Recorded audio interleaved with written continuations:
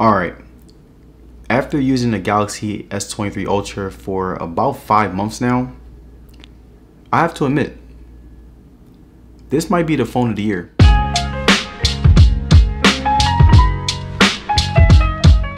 Now, I know it's way too early to say anything is quote-unquote phone of the year, but I felt like I had to make this very bold prediction since the Galaxy S23 Ultra is really that good. It's given me an amazing experience that I feel will be my new standard for flagship phones. It made huge improvements since last year's S22 Ultra and raised the bar, making it the ultimate option if you are someone who wants a premium, durable, yet pristine flagship phone. The S23 Ultra's display is amazing, its battery easily lasts me all day, its camera has provided me with phenomenal photos, and its build quality along with feel takes premium to a whole new level. And even though I've loved the S23 Ultra and the experience that it's given me, I can't say that it was perfect, and there were some minor things that weren't that great. And in this video, I want to share my experience as I give notes on my day-to-day trials and tribulations with the Galaxy S23 Ultra. Now, like always, I wanted to take a look at the battery since it not only is the most important piece of hardware on a smartphone, but it's also a make or break for most people looking for a high-end phone. And over the past few weeks, I've tested how long the S23 Ultra lasts with medium to high usage, and since it's been hot outside, I have limited my screen time significantly, getting 3 to 5 hours a day.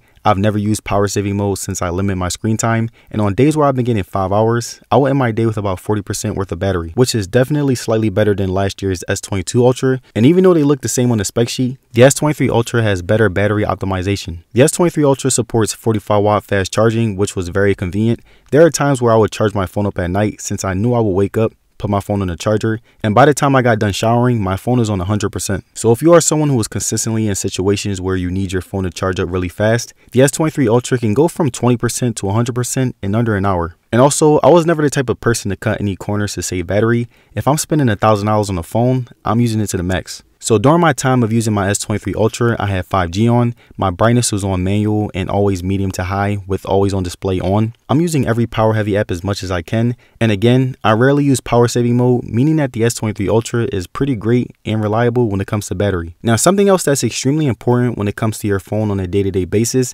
is its design and build quality. When it comes to specifically the S23 Ultra and the iPhone 14 Pro Max, those are two phones that actually feel like they're over $1,000 since the materials are very premium. The S23 Ultra has this very boxy frame that surprisingly complements my hand very well. I'm holding my phone for hours on a day-to-day basis, so it really helps to have a phone that's easy to handle. The curves are still there but very discreet. It's at a minimum, which makes it very different, but I would love to have a flat display since I refuse to put a screen protector on a curved screen. The S23 Ultra also has a pretty nice weight to it. It weighs in at 234 grams, which is a tiny bit lighter than the iPhone 14 Pro Max. I'm not going to lie, it does feel very heavy, but after a day or two, you'll come to appreciate it as it gives a very premium feel. But besides the massive size and sharp curves, the S23 Ultra has really mastered that Samsung stealthy machine type of style. The buttons and ports were in the right places. The phone was big enough to add to the experience. And I also really like the case selections for the S23 Ultra as well. Usually iPhones are the only phones with great cases, but many top tier case brands are going all in with this phone as well. And now looking at the display, the S23 Ultra has a 6.8-inch dynamic AMOLED display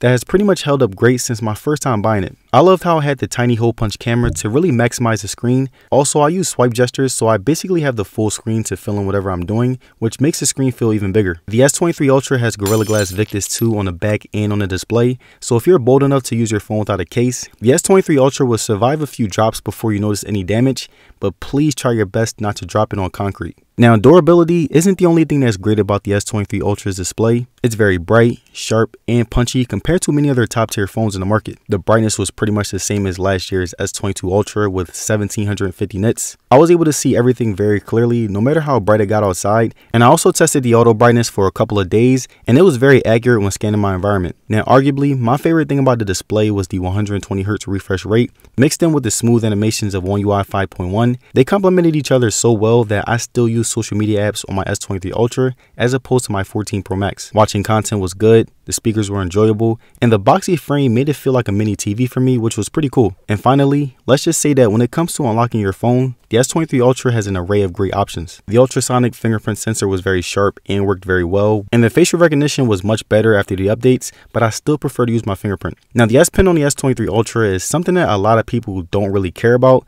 but it really can be a great addition if you are someone that uses it. And as soon as you take it out of your S23 Ultra, you get a bunch of different settings and apps where you can create a note, screen write, do live messages, and many other things that can benefit you depending on how you use your phone. And the cool feature that I like to use is Magic Wand. Basically, you press the button in the middle with your S Pen, swipe up or down to change the volume, and left or right to change the video that you're watching. And I specifically use this feature when I'm on a bike in the gym and I have my phone in my holder. And I feel like if you do want to use the S Pen, most of you guys will have to incorporate it into your daily routine somehow, or else, like me, you'll forget that it even exists. The screen latency of the S Pen is still minimal after 5 months of use. Another thing I use my S Pen for is to write my signature whenever I'm filling out an electronic check for my job, and it still has yet to mess up on me. But overall, the S Pen is a great addition to the S23 Ultra, and I'm very happy that Samsung continues to push the bar by adding something different. Now, before I discuss camera, there are two problems that I still feel like occurs frequently when it comes to my S23 Ultra. Now, the first problem is that when I first got my phone,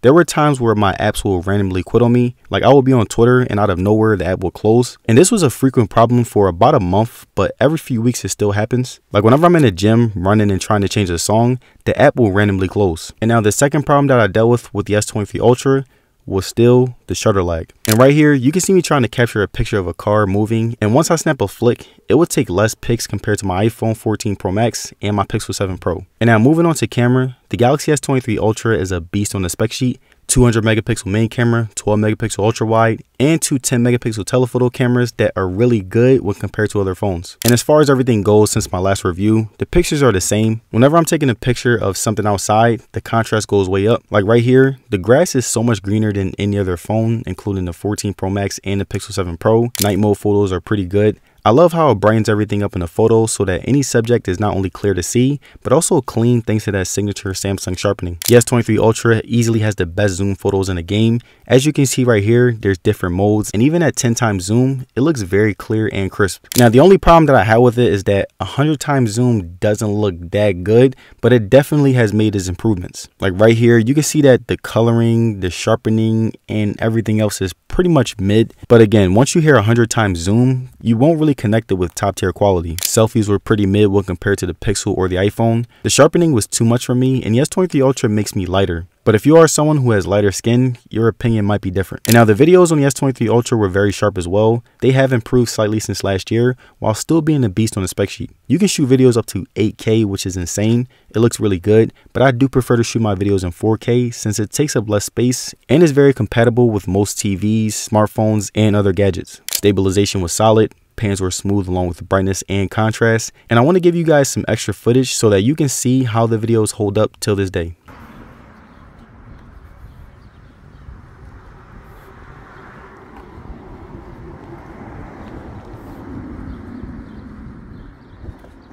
And alright you guys, that's it for my review on the Galaxy S23 Ultra. It's a very good phone that I can say is actually worth the price. It's the true definition of a flagship. It provides a great experience, cool features, along with an amazing feel and great durability. And now let me know down in the comments, do you guys think that the S23 Ultra will be the phone of the year? Let me know. And again, I want to thank you guys for watching today's video, and I'm going to see you guys in the next one.